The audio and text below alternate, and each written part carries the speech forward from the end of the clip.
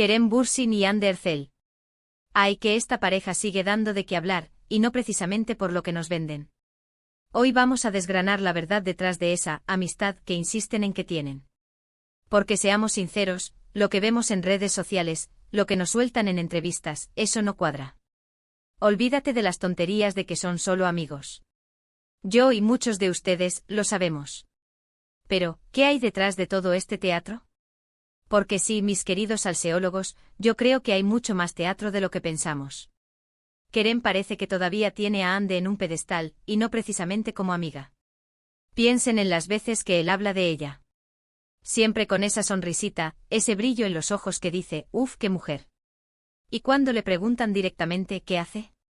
Se pone nervioso, suelta evasivas, habla de respeto, de amistad, por favor. Es la clásica táctica de no quemarse, pero se le ve a leguas que hay algo más. Y lo que más me llama la atención, y es algo que poca gente ha captado, es la forma en que él se refiere a los proyectos de ella. No es un comentario genérico de que bien le va a Hande. No, él se detiene, la elogia en detalle, como si hubiera estado ahí en cada paso. ¿Eso es de amigo? Yo creo que no. Eso es de alguien que la conoce íntimamente, que ha visto su esfuerzo y su talento de cerca.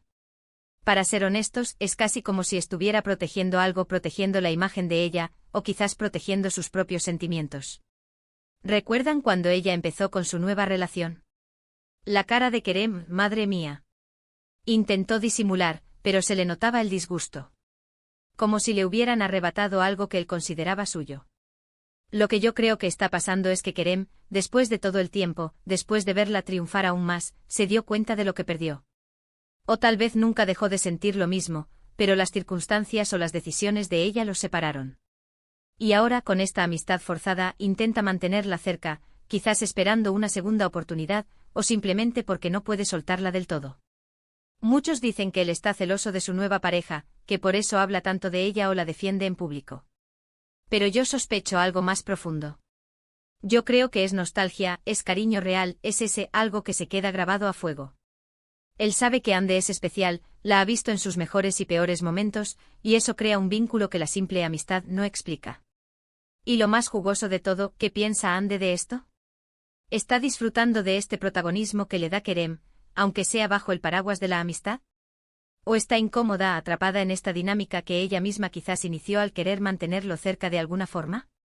La verdad es que se nota una conexión que va más allá de las cámaras.